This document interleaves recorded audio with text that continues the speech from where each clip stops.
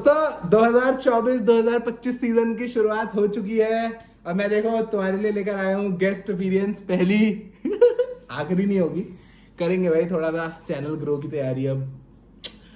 तो हाँ भाई, जैसा थंबनेल में तो दिख ही गया होगा, क्लब के बारे में बात होने वाली है 2024-25। Of course the club is real Madrid.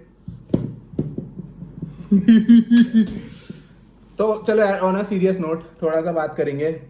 We have a special guest Divyang Pandey here and इनसे पूछेंगे, he has been following the sport from last 15-13 years I guess, and लेंगे इनके ओपिनियन जो ये मेहमत और एनॉर्मस ह्यूमंगस जो एक स्क्वाड बिल्ड हुई है एंचेलोटी जी के लिए फ्रॉम पापा पेरेस, उसके बारे में अरे नहीं बातें यार, करेंगे। क्या ह्यूमंगस स्क्वाड हम्बल बनने की एक्टिंग करनी होती है यार फैंस को अब। कहाँ चलो यार? कोई नहीं, चलो तो इनसे सवाल जवाब का सिलसिला शुरू करते हैं। सबसे पहला सवाल, कैसा लग रहा है फिर पहले 4 साल ठुकवाने के बाद और ये करने के बाद finally you have got your title, on to you.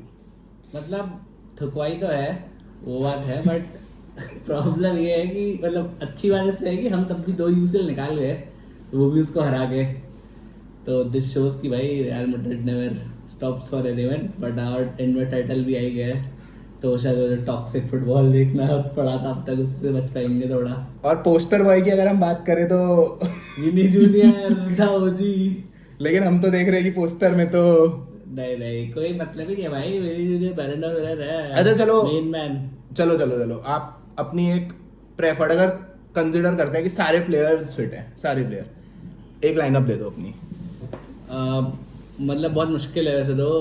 और कंसिडर हम ये कर रहे हैं कि जो 15 दिन बचे ट्रांसफर विंडो में कोई और साइन नहीं हो रहा, given the squad fully fit. हाँ, तो जैसे हमारा डिफेंस अगर तक तो सॉर्टेड ही है, उसमें कोई ज़्यादा दिमाग लगाने की जरूरत नहीं है, बस हमारा मिड इतना ज़्यादा स्टैक्ड है, तो अब वो थोड़ा प्रॉब्लमेटिक है।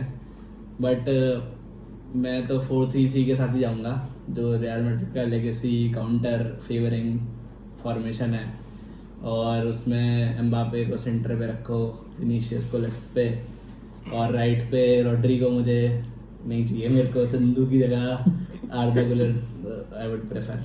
मतलब उसके कैरेक्टरिस्टिक्स और क्वालिटीज़ मुझे बहुत सही लगे, और मुझे लगता है ज़्यादा बढ़िया रहेगा वो। और मिड में फिर बेलिंगम, चुआमेनी, वाल्वर्दे, कामाविंगा रोटेशन में इन लोगों के साथ, और डिफेंस में तो वही अपना अब्दुल्ला जीनियस राइट बैक पे, लेफ्ट पे मेंडी, मिलिटाओ, रुडिगर और कोर्तुआ। तो you are going for a 4-3-3 जो एग्जैक्ट मतलब, और चंदू को देश से बाहर और उसकी जगह आर्दा गुलर को लाओ। Fair enough. ये तो हो गई 11। अब सीजन में जैसे जैसे आगे बढ़ेंगे, इंजरी आपको पता है कि पार्ट ऑफ द गेम रहती है, और चंदू आप को हो जाएगी इंजरी, जल्दी से निकालो उसको। आप लोग सेंटर बैक के लिए गए, आपने लेनी और मिस करा, विच इज आई थिंक मतलब समझने वाली बात है कि आपने पे नहीं करा 60 मिलियन, वो करती भी नहीं मैड्रिड का एक रहा है अगर आप पैटर्न देखो तो। क्या लगता है कि एक सेंटर बैक साइन करने की नीड है, या you are okay with the squad की एंचेलोटी तो भाई कैरी कर ही लेता है, मैनेज काम निकाल लेता है। आई थिंक थोड़ा दिक्कत तो है कि इस बार नाचो नहीं है अपने पास भाई। हाँ, क्योंकि ये भी है ना कि पहले तो चुआमिनी पीछे चले जाता सेंटर है, बट इस बार अब सीजन स्टार्टिंग में भी कामाविंगा भी इंजर्ड हो गया है, तो वही क्या लग रहा है? मिड की दिक्कत तब भी नहीं है, तो वो एंसॉर्टी करने को ही कर देगा वापस, चुआमेनी को पीछे फेंक देगा, मिड में ब्राहीम ले आएगा, या फिर सेबायोस भी ला सकता है, 4-4-2 स्विच करा देगा, वो दिक्कत नहीं है। चुआमेनी बेचारी की जिंदगी में अगर सेंटर बैक लिखा है तो फिर वो एंसॉर्टी से वहीं खिलाएगा। पर हाँ, अगर सेंटर बैक होगा तो ऑब्वियसली ज़्यादा बढ़िया है। शायद इस बार वेलेओ को चांस दे दें थोड़ा, अगर कोई और नहीं होगा तो। बट हाँ, वो ही है, इतना ट्रस्टेड वो बन नहीं पाएगा अभी, उसमें क्वालिटीज तो थी, एरियली बहुत स्ट्रांग है वो। But and apart from Mbappe, क्योंकि मेन फोकल पॉइंट तो वो है ही, क्योंकि अब इस बार तो उसको देखना ही है सबने, बट अपार्ट फ्रॉम एम्बापे अगर कोई एक प्लेयर का सीजन आपको पूरा देखना है कि इस बार मैं इस प्लेयर को देखना चाहता हूँ पूरा सीजन, एंड फिर मतलब उसके बाद मतलब सबसे ज्यादा आप किस प्लेयर को देखना चाहता हूँ मैं, एम्बापे से ज़्यादा देखना चाहता हूँ उसको। Fair enough. मेरे को भाई उसका प्री सीजन इतना ज़्यादा तगड़ा था, उस लास्ट सीजन में भी जब वो आया था बहुत ही cold in front of goal, और क्रिएटिविटी तो उसकी ऑब्वियसली इजीली सब देख ही सकते हैं, तो मतलब तगड़ा प्लेयर है वो। कोच पर्सपेक्टिव से एंचेलोटी स्टेज फीलिंग्स? नहीं, इस साल के बाद अलविदा एंचेलोटी। चाहे ट्रेबल भी जिता दिया तब भी। उम्र हो रही है यार। और क्योंकि भाई ऐसा लेजेंडरी अब स्क्वाड बिल्ड हो चुका है तो बात एक है, साल चाहिए था, ये साल तो मैं नहीं चाहता था कि कोई भी तगड़ा कोच भी हो वो भी ना आए, क्योंकि एंसोटी चाहिए था एम्बापे जैसा कोई, अगर कुछ ईगो वीगो उसे शांत करने के लिए एक बार बस सेटल वेटल हो जाए, उसके बाद तो ले आओ अगले साल शैबी वाबी कोई बढ़िया। और मतलब जैसे स्क्वाड ऐसा बढ़िया बिल्ड हुआ है तो काफ़ी बात भी हो रही है अगर आप देखो तो वर्ल्ड फुटबॉल में कि हर गेम अगर मैड्रिड को एक तो जीतना ही है और कन्विंसिंगली जीतना है, ठीक है। तो और तो मतलब क्या लग रहा है, एक तो ऐसी स्क्वाड है तो हर गेम के लिए आउटराइट फेवरेट है, हर ट्रॉफी के लिए आउटराइट फेवरेट है, या मतलब क्या लग रहा है, या प्रेशर है? आउटराइट फेवरेट तो कभी नहीं है मैड्रिड किसी के लिए, पर हाँ ऐसा है कि एक्सपेक्टेशन अब मैं ये है कि ज़्यादा गोल से जीता वाली एक्सपेक्टेशन अब नहीं रखनी है, क्योंकि पता है एक मैच के टाइम तो बुरा लगता है जब बड़ी मुश्किल से 90 मिनट पे जीत रहे हो या फिर ड्रॉ करवा लिया, but end of the day अगर मैं बारसा वाले से पूछूं कि क्या बेटर है 5-0 धो के किसी को हराना या फिर गिरते पड़ते एंड में यूसीएल जीतना, तो आई थिंक एंड में प्रेफरेंस तो वही कि भाई कुछ भी करो बस। बट वही है ना, अब लेकिन मैड्रिड फैंस बोलेंगे भी तो मतलब कि यार लास्ट सीजन जैसे एक तुम्हारे पास अगर देख रहे थे तो एक कोई वैसा बंदा नहीं था ना जो बिल्कुल पोचर इंस्टिंक्ट हो, बॉक्स के अंदर एक अराइवल हो तो वैसा, वही है कि वो- तो उस वजह से हाँ। क्योंकि लास्ट में गोल पड़ रहा था, बट अब तो वो उनको भी फुटबॉल है देख कि हाँ कि मतलब अभी मतलब गोल स्कोरिंग फ्रंट में हम ज्यादा तगड़े होंगे ही खैर। हाँ वही, तो होना चाहिए क्योंकि जैसे हम भी मैच देख रहे थे तो इनका मतलब रिएक्शन यही था कि भाई वाल्वर्डे तो पहले भी मार ही रहा था गोल जब पहले पहला गोल स्कोर वाल्वर्डे ने आया, तो वो चीज़ें बदलने की ज़रूरत है आई थिंक। एंड उस चीज़ में मतलब मैंने देख भी रहा था मैं ट्विटर पे तो काफ़ी Madrid fans were not that happy कि भाई ये तो पहले भी हो ही रहा था कि भाई सेकंड हाफ हाँ उस वही। दिन भी बहुत अलग लेवल इन्होंने चेंज कर दिया था, मतलब काफी ज्यादा फिर फ्लूइडिटी हो गई थी, तो मुझे वही लग रहा है कि first half of the season ही शायद थोड़ा हमें लग रहा है एटलीस्ट 1-2 महीना बैलेंस बनाने में एंड सॉर्टी को अपनी राइट 11 फाइंड आउट करने में, पर एंड में तो हो जाएगा मैनेज, सही है लॉन्डन अपना। मॉड्रिच का क्या रोल लग रहा है इस सीजन?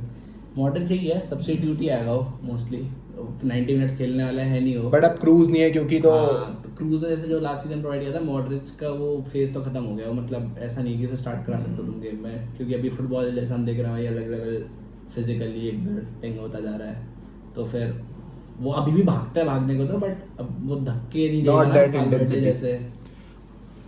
और मतलब देखो वैसे तो देखो क्रूज को रिप्लेस करना वर्ल्ड फुटबॉल में एकदम मतलब बेवकूफ़ी वाली बात है अब वो भी आज के टाइम पे, बट आपको क्या लग रहा है कौन सा वो एक प्लेयर है जो थोड़ा बहुत हल्की सी वो रिस्पॉन्सिबिलिटी दे सकता है एंचेलोटी की, भाई तू आ वहाँ पे और तू वहाँ से वो बॉल्स फीड कर, क्योंकि रन तो अब विनी जूनियर भी निकालेगा ही। और क्रूज का ये है कि क्रूज को कोई रिप्लेस कर ही नहीं सकता है, वर्ल्ड फुटबॉल में नहीं कर सकता। नहीं, replace नहीं, क्रूज हाँ, की वही। हम क्रूज की चीज को ही रेप्लिकेट नहीं करने वाले हैं, हम बस जो वो करता था उसकी जगह कुछ और करना पड़ेगा और फिर चलाना पड़ेगा गेम, वो आई थिंक कर लेंगे, मतलब Fair मिडफील्ड में बेलिंगम क्रिएटिविटी वैसे तगड़ा ही है, लास्ट मैच जो अभी बहुत उसने तगड़ा खेला, assist दिया था। में भी बहुत सही खेला वो, मतलब सुपर करना है, और तो वो अपना क्रिएटिव फ्रंट दिखा सकता है, वाल्वर्डे है जो अलग लेवल फिजिकल है, वो सब वो कंट्रीब्यूट करेगा, चुआमेनी जिस पे पूरा डिफेंस करेगा, तो मतलब उस सेंस में तीनों लोगों को अलग अलग डिपार्टमेंट करके उसकी कमी ना खले, उसकी चीज़ को ही हटाने की कोशिश करनी पड़ेगी वैसे तो। और शायद वही तभी मैं कह रहा हूँ अगर आर्दा गुलर होगा तो वो ऐसा बंदा है जो ड्रॉप कर के क्रिएटिव वाली साइड और ज़्यादा फ्लरिश करा सकता है। Fair enough. और वैसे अगर मार्केट में जो बातें चल रही है कि भाई अब तो ट्रेबल या रिवर, आपसे पूछ रहा हूँ Treble मतलब नहीं आ रियल सकते हमारे। रियल नहीं, मैं रियल फैन से पूछ रहा हूँ कि क्या एक्सपेक्टेशन है लास्ट पार्ट ऑफ द वही La Liga, Champions League, Super Cup, Copa del Rey हम नहीं जीत सकते कभी, वो तो अपनी जिंदगी कोपा में डेल रे लास्ट ईयर जीते तो थे। अब नहीं हो सकता वो, अब जब हमारी फुल स्क्वाड होगी हम कोपा डेल रे को नहीं हरा सकते। तो आप कह रहे हो मतलब आप ट्रेबल नहीं बोल रहे हो, आप बोल रहे हो सुपर कप, हाँ। यूसीएल और लालिगा जीतना ही है।